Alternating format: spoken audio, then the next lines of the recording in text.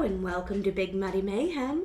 This is the podcast where we talk about true crime and bad behavior in the Midwest. Each week we'll bring you 2 stories from the heartland that might break your heart, but we hope to entertain you along the way.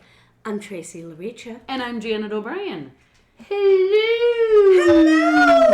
Janet, hello, how are you? Good, how are you? Good. We're back. Yeah, we're back. We're getting into summer in St. Louis. Yes. And so we've had a week. Yes, we have. We've been traveling. I've been cat wrangling and going and seeing the pop-in-law and all of that. Nice, yeah. Or my father in sin, as I call him.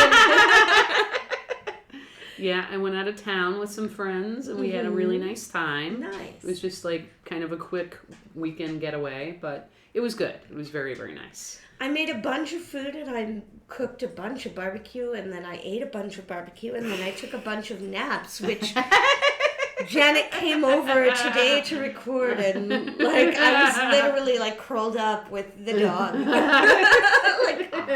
Just napping. But we're here. We're here. I'm no longer contagious. Well, I wasn't really contagious. I had a cold and it turned into bronchitis, which is super fun. So if my voice sounds a little different, it's because it's almost gone, but not 100%. But Janet is well, and I am awake.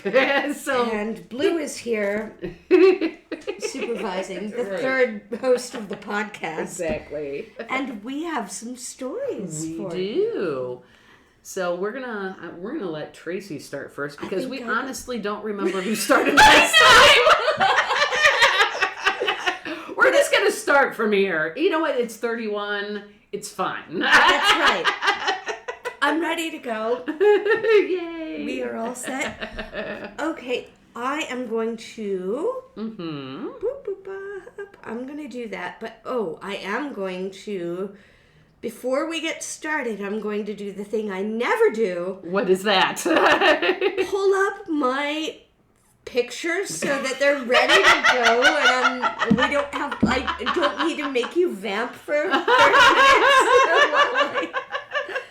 Find my podcast photos. So anyway, I am going to tell you the story of Adolph Leutgert. Okay. We're going to Chicago this week. Oh, of course we are. Okay. Because my story is certainly not based in Chicago. No, not at all. Are you serious? You seriously have Chicago this week as well? Yes, I do. And I almost changed at the last minute. Oh, okay. Well, hopefully you don't have Adolph Leutgert. No, I do not. All right. One of these weeks it's going to happen. It's going to happen.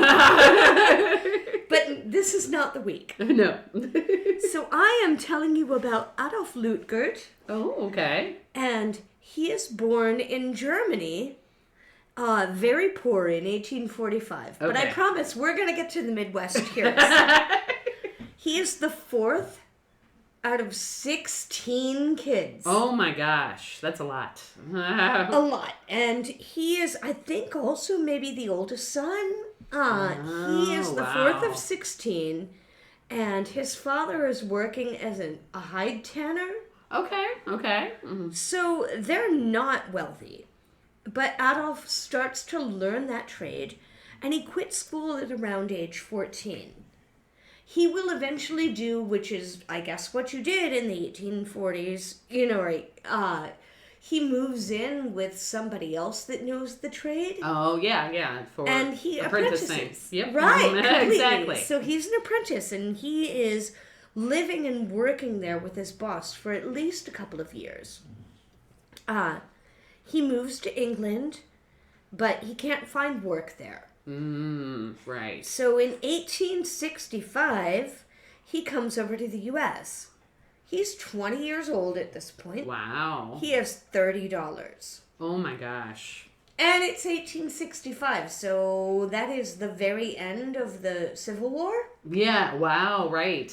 He comes in through New York City, like so many immigrants do, my family included. Mine too.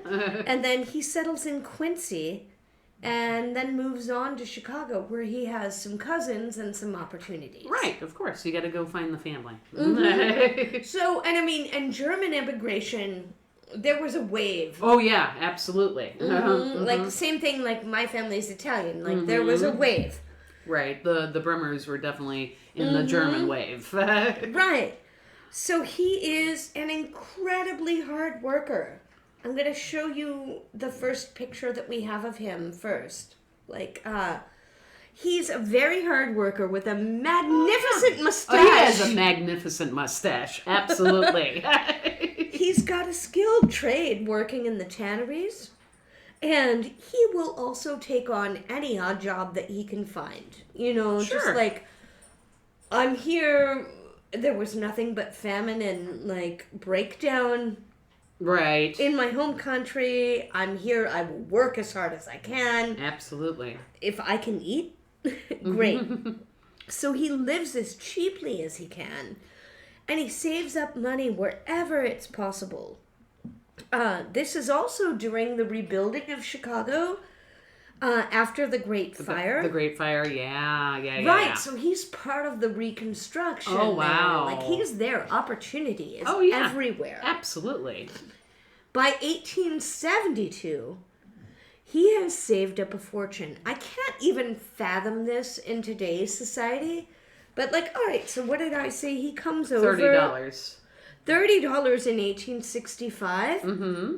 By 1872, he has worked very hard and he has lived very cheaply. But he has, in today's money, what would be $950,000. Wow. He has just saved up so much. Oh my gosh. By 1873, he marries. He has 2 kids. By 1877... his oldest kid and his wife have both died of some, like, cholera. Oh, yeah, the cholera. Same thing, yeah. Mm-hmm. And he's on his own. He's also moved out of the tanning industry, and he's working at and managing a sausage factory. Oh, okay. He's 32.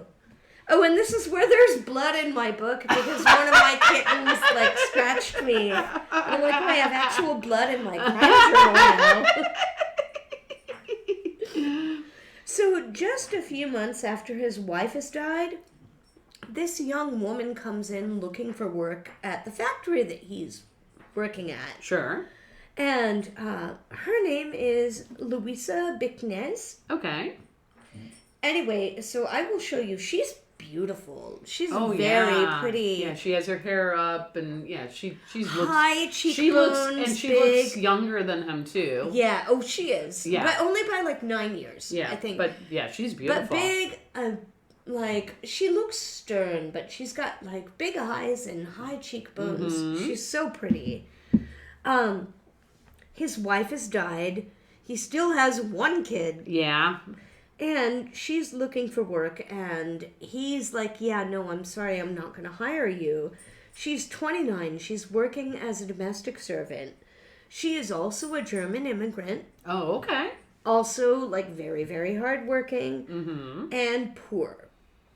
He doesn't hire her because he's like, I can't have my wife working in a sausage factory. Oh, my God. He will soon offer her the position of wife. He gives her a ring engraved with her new married initials, which are LL. Oh, wow. So now she would be Louisa Luetgert. Oh, okay. She says yes. Great. Everything goes well. This is a very short story. The end. But meanwhile, for Adolph, business is booming. He has figured out something that nobody else has done, which is how to manufacture a summer sausage. Oh, okay. So I love summer sausage. I know, I do too. If we go to the garden, my brain's... Anyway, summer sausage, so it can be produced and sold year-round. Previously, sausage could only be made on a seasonal basis. Ah. So you can see, here is when he opens his own factory. Oh my, okay. It's a postcard. there is a happy pig with a knife cutting himself in half. And there's pieces of sausage coming off of him because, Thank you. I'm so happy to feed you.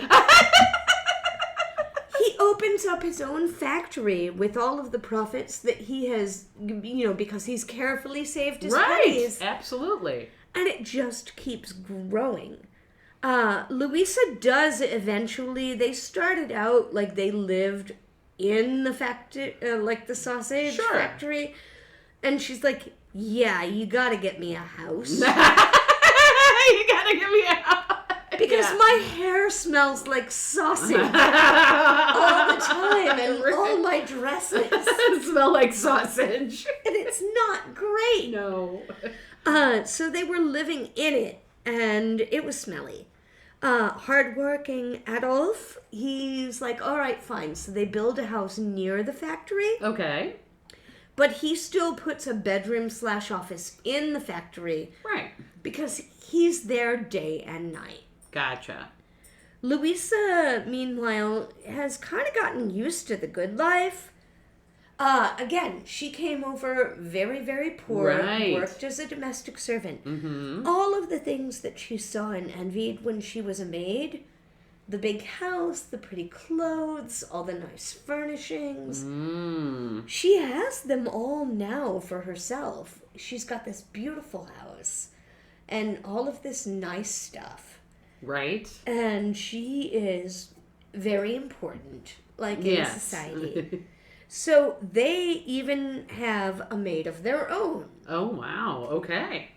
It's her cousin. Oh, of course. Well, you gotta hire the family. Mm-hmm. So, she's not a maid anymore. She's, the grand lady of the house. But her cousin is now living with them and working as their domestic servant. Sure. Meanwhile, Adolph is also a big deal. He's the man about town. He can be seen walking his dogs. He has 2 big, giant Great Danes. Oh, nice. Oh, God, they're the best dogs. They're really adorable. I would have them myself, but they don't live very long. No, they don't. And pet loss is the world's biggest heartbreak for me. Yeah. So he's walking his 2 Great Danes all over the neighborhood. Oh my gosh. Louisa is bossing her cousin around and wearing big hoop skirts and nice dresses. They are loving it. Business is doing well. They've got the summer sausage. Mm-hmm. The World's Fair comes to Chicago in 1893. Yes, it does. Uh-huh. And Adolph's company is making another fortune selling sausages to all of the fairgoers. Oh, wow. Right? Mm-hmm. So they are, I can show you how many people attended the fair. Oh, yeah.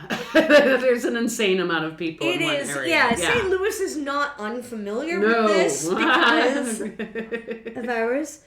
So he's selling all of these sausages to all these hungry tourists. Nice. And that means that he becomes known as... The Sausage Man? Mm-hmm. The Sausage King of Chicago. Wow. Shout out all my Gen Xers that remember watching Ferris Bueller. So, Adolph Leutgert is the Sausage King of Chicago. And he and Louisa are just living a life with all of their fancy stuff and their Great Danes. Yes. And everything is fine, but nothing good can last. Of course not. Otherwise, we wouldn't have a podcast. Right. You mean this is not a super happy story? Does something happen, Tracy? No, they live, they both die at 90. The Great Danes are still alive. They're in the backyard. You want to meet them? I've called them Bratwurst and Knockwurst.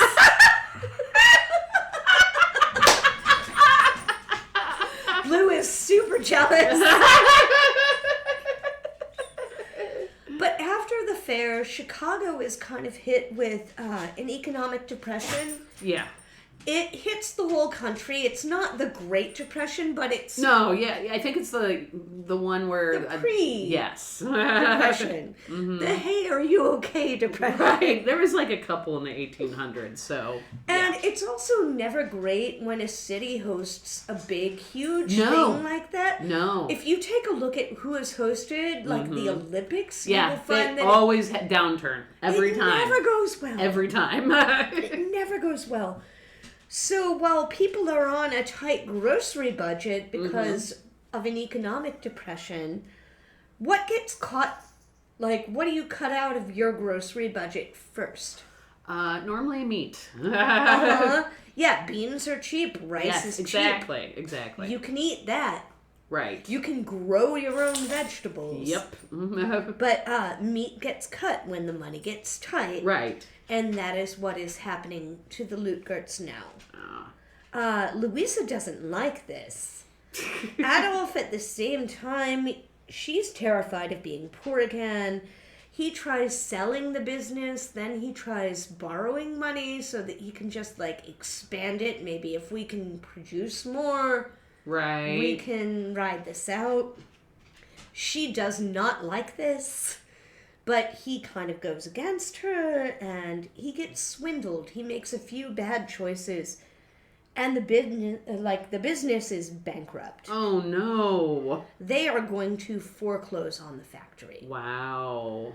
Louisa is furious about this. She warned him against this. Like, she told him not to do it. But there are some times with, I always say, you know, like, my boyfriend is a wonderful man, but he is also kind of stubborn, and I sometimes have told him, like, if you were on fire and I told you to stop, drop, and roll, you would burn to death, like, just to spite me. Like, that's just what's happening here. Right. Like, Adolph is like, I'm the man, I'm the one. Yeah. And, well, they're getting ready to lose the factory. She's also not too happy to find out that he has been sleeping with their maid, who... Her cousin. Yes, it's also her cousin. In his defense, he's also sleeping with a few other women. Oh! So he's not... Yeah, got it. Louisa and Adolph argue loudly and often. People can hear them. He has that bedroom in the office because he burns the midnight oil. He starts sleeping there a lot. A lot with his maid, who's her cousin. Yeah. Which brings us to April 30th, 1897. Okay. Adolph is at the factory. He's working late. He's burning the midnight oil. And... which is what we're going to call his cousin. And at 10 o'clock, he has one person that is working there, and that's the night watchman. Okay. And he sends the night watchman to go and pick up an order from the pharmacy. Okay. Like some kind of headache powder. Sure. You know, that's what you did. Right. There were no 24-hour Walgreens. There are no 24-hour Walgreens now. I know. So about 10 o'clock, the night watchman leaves. He's noted that Louisa was arguing with Adolph. About 10:30, Louisa is seen walking into the factory by neighbors. Like, because, well, there is also no TV, so right. You're paying attention to what happens. Adolph meets her at the door. She goes into the factory. After this, nobody will see Louisa again. Oh no. Her brother Heinrich, he lives here because you bring your family. Right, over. Absolutely. You bring them. Yeah. Heinrich's in normally daily or every other day contact. He will after a few days be like, "Hey, where's my sister? Where's Louisa?" Adolph is like, "It's fine. She's gone on a trip." No, she hasn't. She's gone back to Germany to see her family. Now, I should also mention that Adolph and Louisa do have a couple of small children by this point in time. Oh, wow. So, she's on a trip, a big, long one. But her brother doesn't know about it, and the kids weren't told about it. And she didn't take the kids. Heinrich, her brother, notes that, Louisa hadn't said anything about an upcoming trip, especially back to Germany where their entire family is. She wouldn't likely go alone. Women didn't travel by themselves, at this point in time. Also... like I said, it's 1897. Right. A woman doesn't just go away without telling anyone. Right. Like, oh, yeah, sure, Hubs, you look after the kids. But there are no girls' nights. There are no book clubs. Also, they're broke. Right, yeah. They can't afford to travel. So where does a Germany vacation money come from? Yeah. Also... she didn't take any of her clothes, her luggage, her jewelry. Nothing is missing. So on May 8th of 1897, Heinrich is like, all right, that's enough. And he calls the police. Yeah, I would. Adolph, to his credit, he sticks with the story. He also kind of implies that he's worried that his wife has run off with another man. And then he's like, oh, she's also been really depressed. Maybe she... oh, my God. took her own life. So, he's got stories upon stories upon stories. Right. And Blue had toys upon toys upon toys. So I just shot her out of here. So... Adolph is like, well, I don't know. She just took off. It might be this other guy. She probably just went back to Germany. No. None of those things happened. Yeah, I don't know. She's just gone. With none of her shit. As the police start asking questions... a few things happen. Number one, the night watchman tells them about the pharmacy run. Uh-oh. Like, hey, this seems weird. The neighbors talk about, like, oh, yeah, we heard them fighting every night. Oh, boy.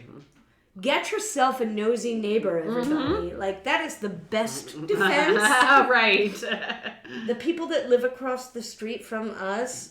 like, they can tell you about whose, begonias are dying. Like, Ryder would never get away with it. Also, like I said, he fooled around a lot. Right. His side chicks all turn on him, and they're like, oh yeah, Adolph has always talked about how he and his wife are in a loveless marriage, and he really wants them dead. Oh, no!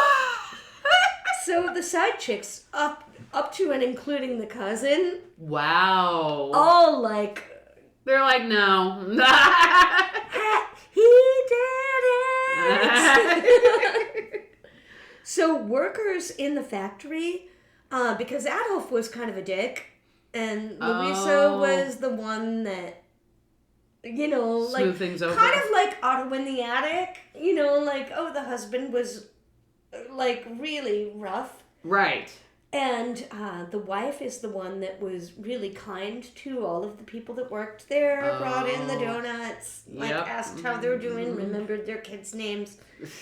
They said that they remember on May 1st being asked to clean this particular vat that doesn't usually get cleaned. Uh-oh. And Adolph is super clean on getting it done. There was a weird, smelly red liquid seeping from the vat. Oh, no. Adolph is like, yeah, just scoop that up into buckets and pour it into the furnace. Wow. That had to smell awesome. Yeah. And Adolph had also recently, according to local vendors, purchased some arsenic. Oh, great. And a huge amount of something called potash. Do you know what that is? I've heard of it, but I don't know what you use it for. So you use it to make soap. Oh, okay. Gotcha. But he buys like a couple 100 pounds of it. And he says he's going to make soap, which, okay, fine. You've got these big vats. You can make soap. Right. You run a factory. You need to clean stuff occasionally. So he needs soap to clean the factory. And it could be this, but this would have made... Guess how many pounds of soap? I'm gonna... How many pounds of soap do you think you need to clean a sausage factory? Pounds. I'm gonna say like 150. I don't know. How about 2,000? Oh my god! So, way too much soap. Yeah. The police decide that they're going to need a closer look at this vat. The vat is drained. It is kind of still a little icky, like the people cleaned it, but this is what happens when you pay people minimum wage. And in it they find some bone fragments. Uh-oh. A little bit of metal that they think might have been from a corset stay. Oh, wow. Okay. You know how women wore corsets in those days, and you had made like metal stays, like pieces of metal that kind of run along your rib cage. Right. And most interesting, they find a ring engraved with the initials LL. Oh no.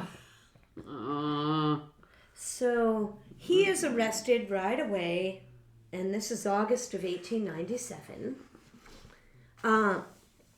As you can imagine, this is a huge, huge spectacle trial.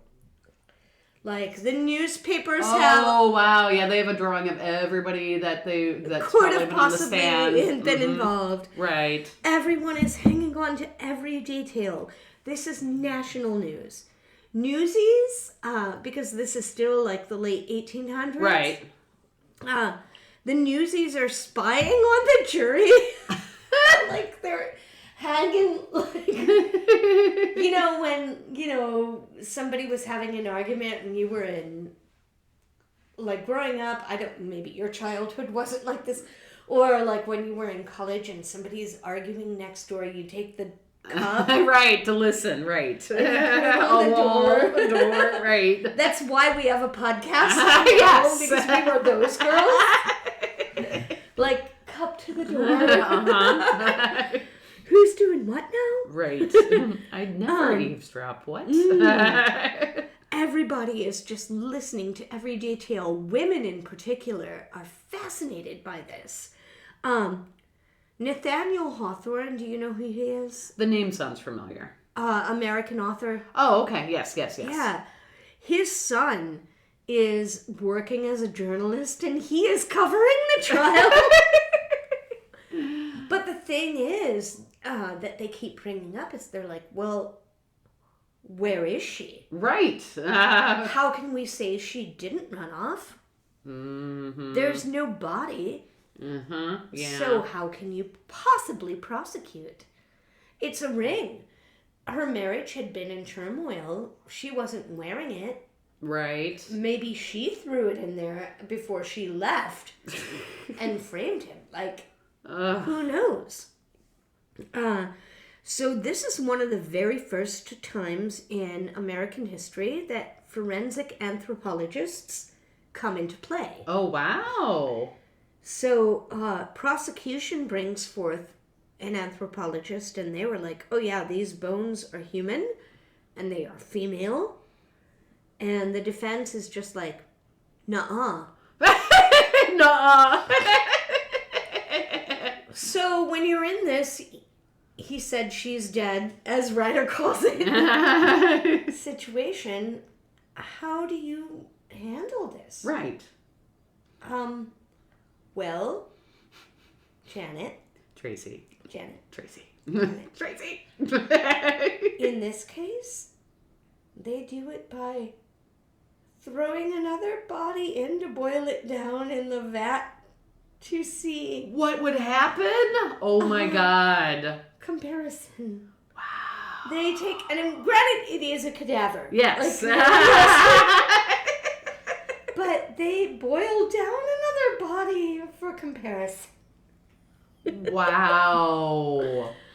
And as you can imagine, this is also kind of the end of the sausage business for the Luetgert. Just a tad. I mean, it kind of puts a bad taste in your mouth. And it's not just the Luetgert family. It's like, they're kind of just off sausage in general. Oh my God. There's no reason to think that Louisa was actually put in the sausage, but, people talk. Right. So his first trial is kind of thrown out, and then they do the thing where they boil down the sausage, and in the second trial, the jury, they deliberate for 4 days, and then he is unanimously found guilty. Wow. He is sentenced to life in prison. Mm-hmm. Adolph will only serve 1 year at Joliet prison, and then he will die of a heart attack. Wow. There is one source that will later say that, a lot of people, just like when anyone goes missing. Sure. Like, I saw them in New York. I saw them in... Of course. Yeah, that always happens. There is one source that swears that Louisa was their roommate up in, an apartment up east. And this... But... No. I'm pretty sure. The bone, though, that they had... Yeah. That they tested would later, when they had better testing equipment... be found to be a pig bone. Oh, no. That does not explain the ring. No, it does not. Never was explained. And like I said, he was sentenced to life in prison for the death of his wife. And nobody was ever able... if I were Louisa... Mm-hmm. and my husband got put to death for boiling me down into sausage, and I was still alive, I would be like, ha!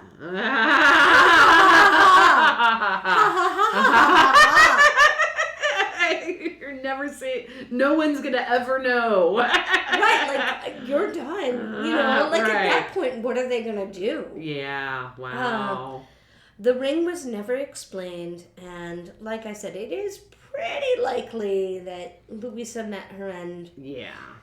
At the hands of the Sausage King of Chicago. That's a great story. Oh my God. And my sources for this story were the Roadside Horror Show pod, Wikipedia, Chicagoology, which is a great source. All of my Chicago stories. Love you guys. True Nightmares, which was a TV show, because there is a really good... Oh, nice. those TV reenactments? Right. There's a fun 20-minute one about this. Sausage King of Chicago. And then also Atlas Obscura.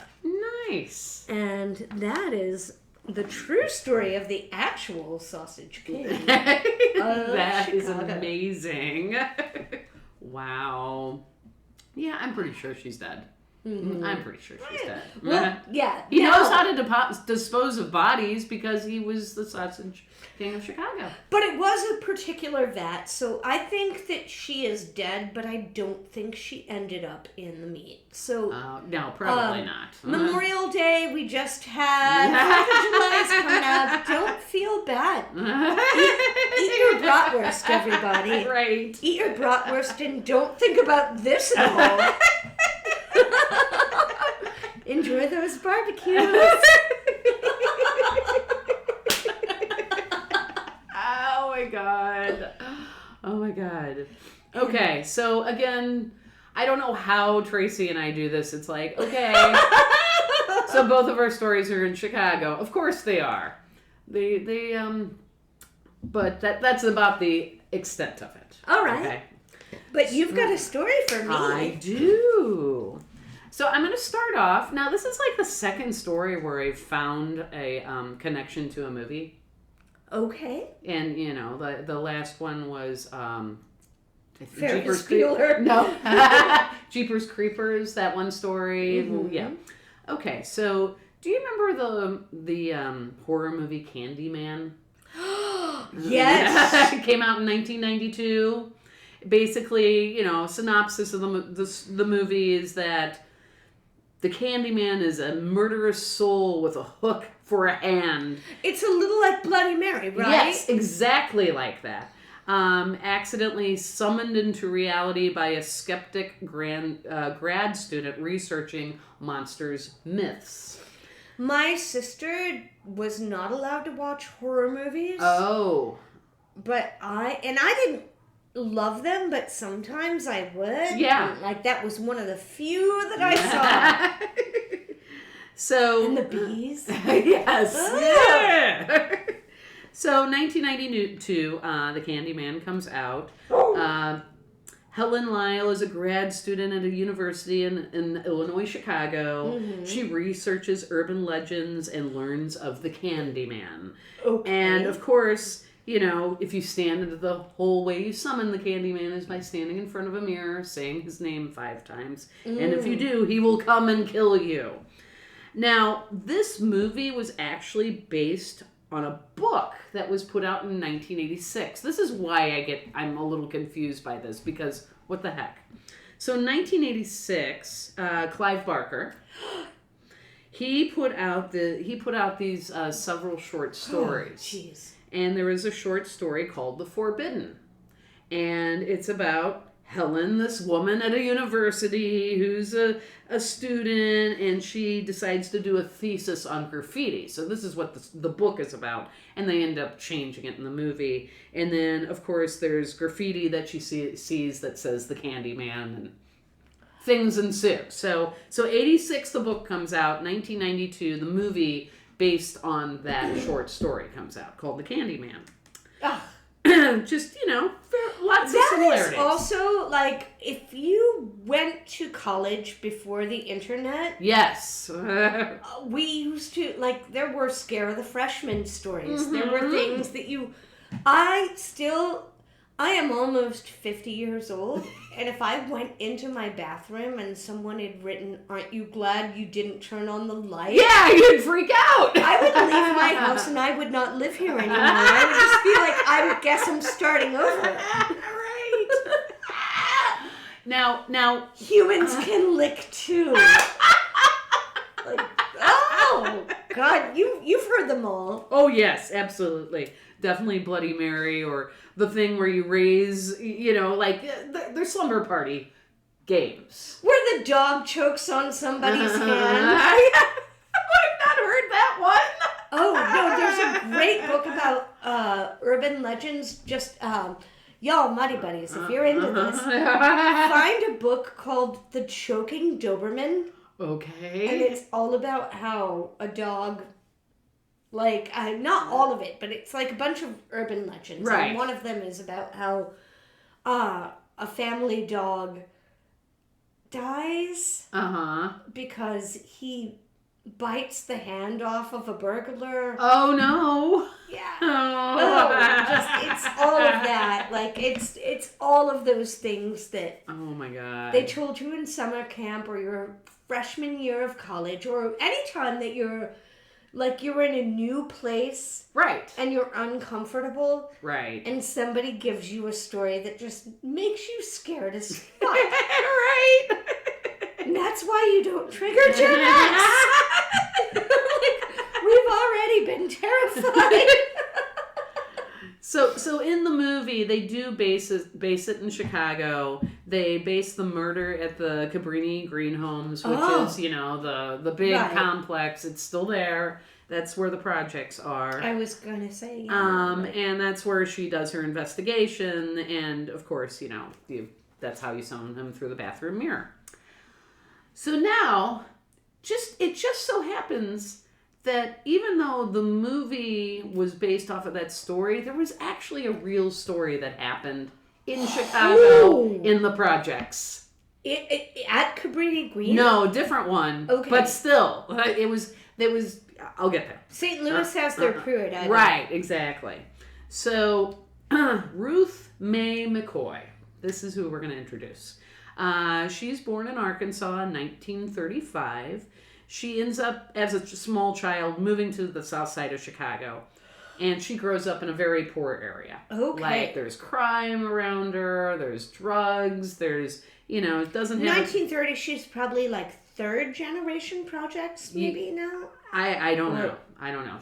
They moved from Arkansas to Chicago. And then she ends up growing up in this bad area. She's exposed to crime and illegal activities. Okay. When she reaches adolescence, there are signs that there is mental illness. Oh. Like, she ends up talking out loud to herself. She screams at strangers for no reason. So it's like, once she hits adolescence, it's like, you can tell there's something wrong with her. But, they're poor. So, really... Nature or nurture, who knows? Exactly. So they really start to come to the forefront in her 20s. And she, like I said, she has sudden outbursts of talking to herself. She lashes out at strangers in the street. She had what they said is she had residual type schizophrenia, which means she had previously experienced episodes of schizophrenia, but was not exhibiting the symptoms at the moment. So it's just like, it would kind of come and go. Right. It wasn't all the time. When she became an adult, she had a hard time holding a job because of this. Oh. Like, basically, she lived on subsidized living. Basically, the government was able to support her right, but not very well, because that's just how people are still treated. She would only be able to hold a job like a month at a time. And normally it was like at a laundromat or, cleaning house. Oh. And every once in a while, sometimes she would get sent to institutionalized. Yeah, because of these outbreaks. So, like I said, it wasn't all the time. She never married, but she did end up having a child at the age of 27 named Vernita. So she did have a kid. So... You get one kid and you're going to name them Vernita? Vernita. So when she was on her meds, she would do okay. She would go to church. Like I said, she would hold small jobs, but typically she was being assisted by public aid. In 1983, she was renting a basement apartment that ended up getting flooded. And she reached out to the Chicago Housing Authority, CHA, for an emergency housing. Because she's living on... Can't live in a place where... Yeah, she can't live there. There's a lake downstairs. Exactly. And she requested no high-rise projects because she had heart conditions, she had health issues. But of course, trying to get anything at all that was not in a high-rise... you would have to wait like years. The list was like an arm long, right? I have always, we live in a 4-family flat and we're on the first floor. Right. I have always, even when we have been offered the opportunity to move to the second floor, I'm just like... No. Well, all those stairs. Like, who's going to carry the cat litter? Right. They didn't have any ground levels available, of course. And so they did have ability at Grace Abbott Homes, which is ABLA Homes. And it's basically, it's a bunch of different projects that are in this like big circle. It's a 15-story building at 1440 West 13th Street, and they had an availability on the 11th floor. So she doesn't really have a choice. It's like, well, I can't live in my flooded apartment. So she moves into apartment 1109 on the 11th floor. Yeah, on May in 1983. It's a sprawling house project. It's infamous for constant crime and subpar living conditions. This environment made her mental health issues worse. Right. Because of the environment, every time she'd leave her house, she would like carry a stick. The elevators were broken half the time, and of course when they break, they would take weeks to get them fixed. And so then you have to go like 11 floors of stairs. Yeah, and the lights could be broken out in the stairwells. They were not, they were enclosed, so it was dangerous. It was dangerous just to go up and down the stairs. You can't possibly have like a pet. No, not at all. How do you? I don't know. So she's got to live somewhere. She became very paranoid. In 1987, she ended up getting approved for a supplemental security income, SSI, which basically doubled her payments. Right. So now she's like, and then they did a retroactive payment. This is 1987. So she ends up getting like an extra $2,000 in her first payment, which is a lot for 1987. Completely. Like, that's better than what a lot of people are making. Right. Just working. Just like normal small jobs. Mm-hmm. And so, it's like, maybe I can get myself out of this situation because I don't want to live here anymore. So she starts to do some things for herself. She ends up buying a new coat because she's in Chicago, Right, and you need something warm. Right, and then she ends up buying a couple of things to spruce up the place, but she doesn't own a lot of anything. She's just like, okay, now I have a little bit of money. But of course, she's wearing slightly nicer clothes now. She starts to get noticed by the other people in the building.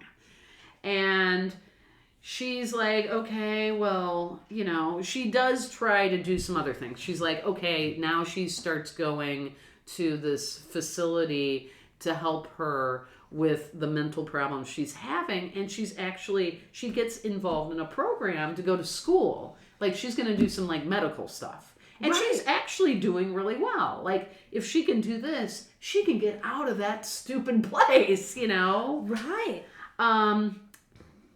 Now, again, let's go back to the building. The big gang that was at this building was called the Paymasters. Oh. It was a gang that the Paymasters lived in all of these buildings. And basically, if you tried to tell on them, they would douse your door in gasoline and catch it on fire. Oh, no. So if they did anything, most of the people just didn't tell on them. Because they're like, yeah, I don't want that to happen to my house. Just take my things. Don't mess with my door. So this is like a mob thing. Yeah. So lots of people were living there and they just wouldn't report the crimes. On her floor, there was 10 apartments. But only 4 of them were legally being rented. The rest of them had squatters, or the Paymasters would take over the apartments and just live in them. So, and there was, of course, drug selling and all that kind of things happening. And again, the elevators broke all the time, so she's stuck on a floor with 4 actual rented out apartments, and the rest of them are I don't know who's living in them. Yeah. So April 22nd, 1987, she calls 911. Now, this building, the way the buildings are built, they have these parks that are in between, but they don't have easy access for cops to get in and out. So when the cops have to go there, it's hard to get to the apartments. Okay. She ends up calling 911, and she starts to tell them, someone is coming through my bathroom cabinet. Holy crap. Is it like frogging? Where somebody's... There's somebody crawling through her bathroom cabinet. That is not okay. No. And the dispatcher doesn't take her seriously because obviously, I guess the dispatcher could probably hear the mental illness happening and she wasn't coming across very well on the phone. And so the dispatcher didn't write it down. It's yeah, sure. Yeah, somebody's coming through your bathroom cabinet. Right. But they send the police out anyway, but just not urgent. So the police go there. They show up. It's recorded as a disturbance, not a break-in. So when they get there, they've already received other phone calls reporting gunshots. Oh, no. In the same area. Oh, so they're like, no. okay, well, I guess we better get out there. And they go stand at the front door. They knock. Nobody answers. They try to get a key from management, but the key doesn't work in the lock. And so what do the cops do? They just leave. Well, They just leave. sure, it's fine. Yeah, they just leave. And then they get another call, like they get a call again. They're like, listen, the neighbor ends up calling. Like, there's a problem. Like, I see this lady like twice a day and say hi to her. I have not seen her. There's a problem. Completely. So the cops show up and they again knock on the door. They call her. They can hear the phone ringing inside. And no one is picking it up. And nobody's picking it up. And the cops leave again. Like twice. So the neighbor is just like, okay, well, the cops clearly do not care. Because, again, this project is like... Ben, know your neighbors. Yeah.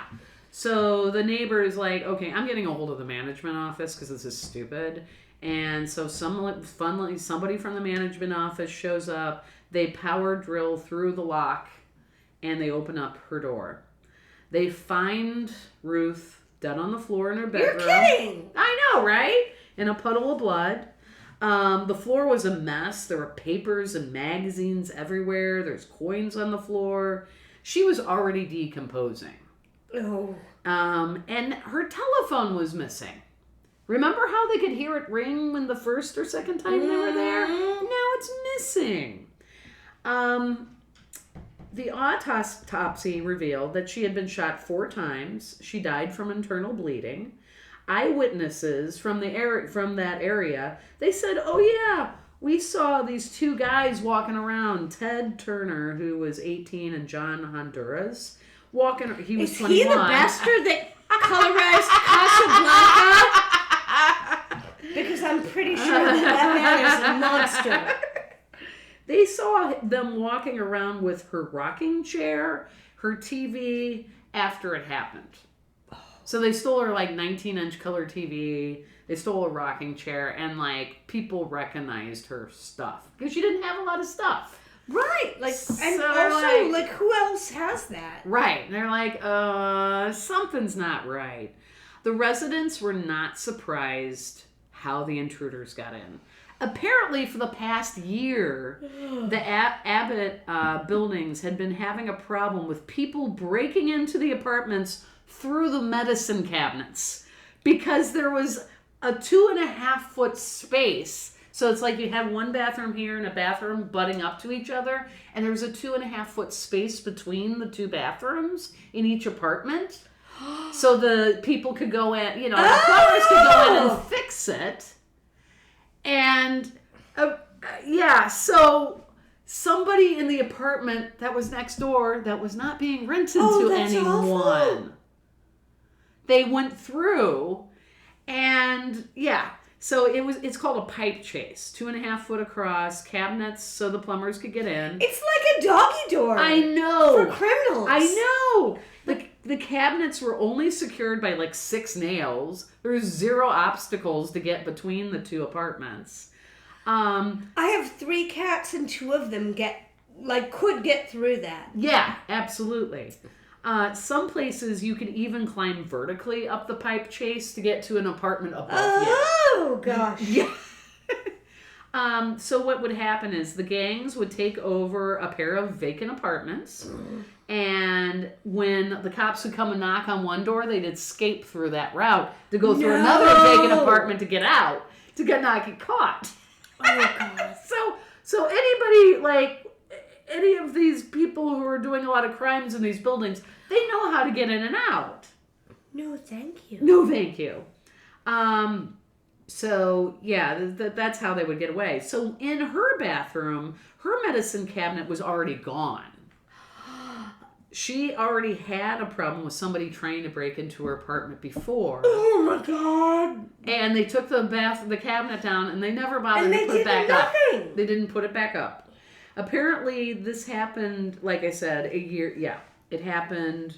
CHA came in, never resecured the cabinet. It was just like leaning against her bathtub. No thanks. The two defendants were charged with murder, home invasion, armed robbery, armed violence, and residential burglary. However, because they could never prove that it was them, they got let go. So they never solved who actually did it. Now, those two men eventually ended up... And they, were let go to creep through cabinets again? Yeah, but they were put in jail for other things. They never found any money. She had been, she just got that $2,000, and it was probably hidden somewhere in her apartment, but they never found it. Probably because it got stolen. The daughter ended up suing CHA for their lack of doing anything at all. And they ended up settling out of court at an undisclosed amount. Oh my God. But it's so crazy because this happened before, when this happened to her, This is so recent. I know. It happened before even that little book was written. It's just you're thinking the Candyman, but no, it's just criminals finding a way to get into people's apartments, at this project. So, that is the story. This story really kind of blew up on how a lot of minorities were put in these projects, and nobody cared. The cops were like, I don't want to go there. I don't want to even deal with it. And criminal activity is just it's just rampant. Ignored. Yeah, it's just ignored. That's just a thing that happens all the time. Who cares? But when that came out, because of her mental illness, it really shined a light on okay, good. We're not taking care of somebody who actually needs the help, and then you just completely ignore her. Woof. So yeah, that's what happened. That is my story. It's not a great story, but they've never. No, that's woof. Right. So I think this is where we should take a break. This is where we take a break, and I am going to show Janet my bathroom mirror, and then take her out back and show her where the sausage is made, and we'll try to be right back with what's nice. We'll be back with what's nice. Hey, Mighty Buddies. It's Tracey and Janet. We are just once again reminding you that the very best thing that you can do to support our podcast is to leave a 5-star review, and also kind words, nice comments for our podcast.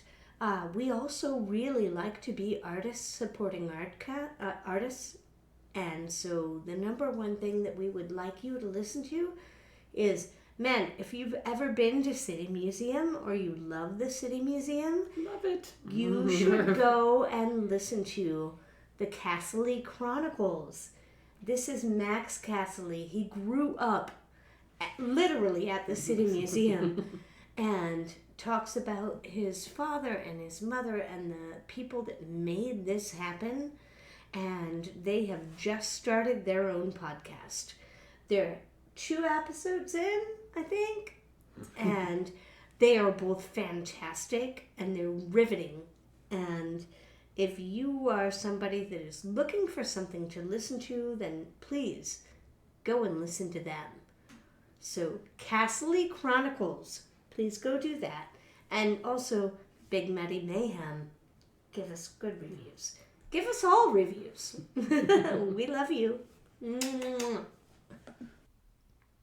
Welcome back for What's Nice. Welcome back. And we are talking about Chicago's oldest German restaurant for What's Nice. 1870, Hermann Berghoff immigrates to the United States from Germany.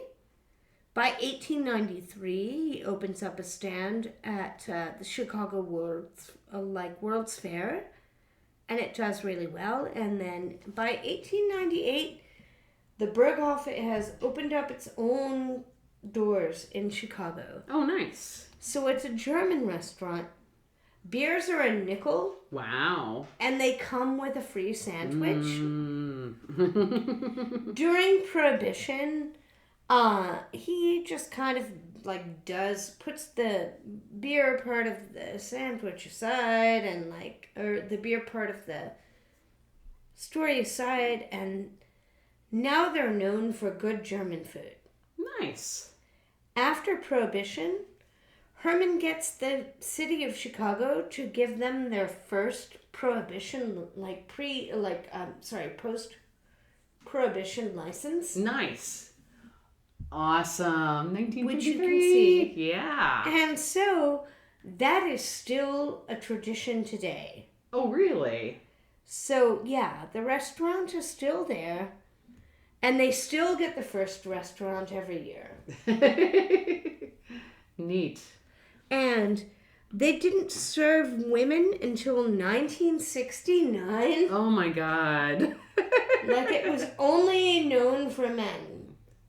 Boys Club. Until 1969, which is really late. Yeah, it is.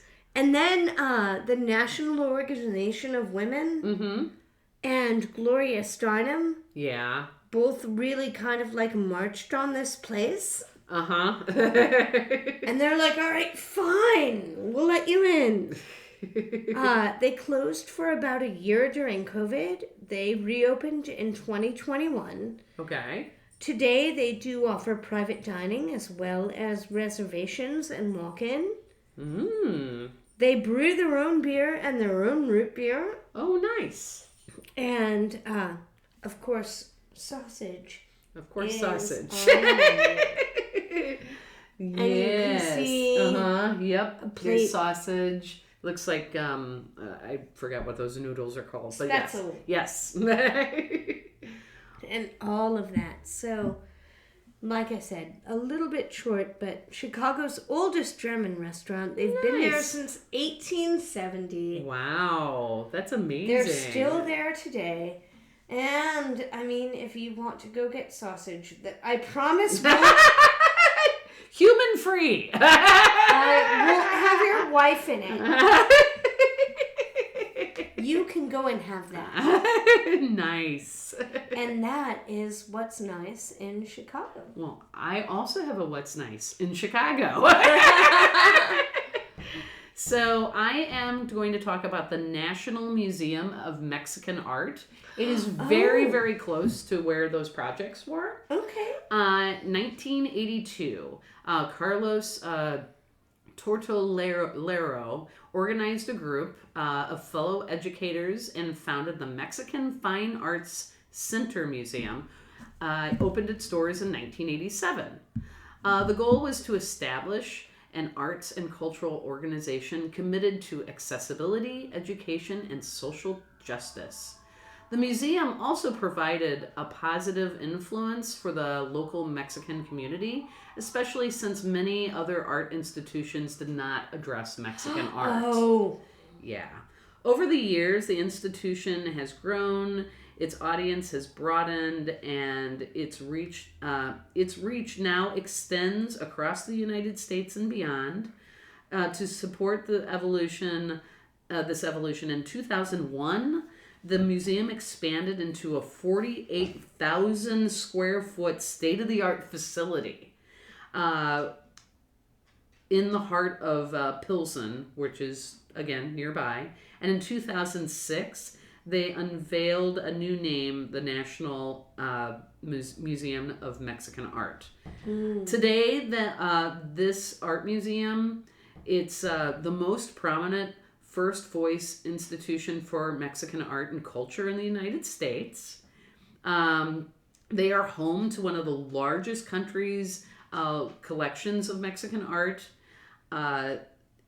As the first Latino, and it is also the first Latino museum accredited by the American Alliance of Museums. So it's a really, really big museum. They're open Tuesday through Sunday, 10 a.m. to 5 p.m. They are closed on Mondays and most major holidays, and admission is free. Nice! I really do love it when you have, like, they're really trying artistic endeavors are available to everyone. Exactly. Yeah. So yeah, that's what's nice. That's really nearby. I had not known about that museum. It is very much what's nice. Yes, exactly. So I think this is where we come to the end. I think that, I guess we're at the end of the story. Yes. And hopefully we won't skip another week for a bit. No. Hopefully my bronchitis will just keep not being here. That would be awesome. Look, life gets in the way. We're doing this for free. We're doing this as best as we can. Exactly. And we really appreciate you listening. And listen to the Castle Lake Chronicles, you guys. Exactly. Oh my gosh, it's so good. Awesome.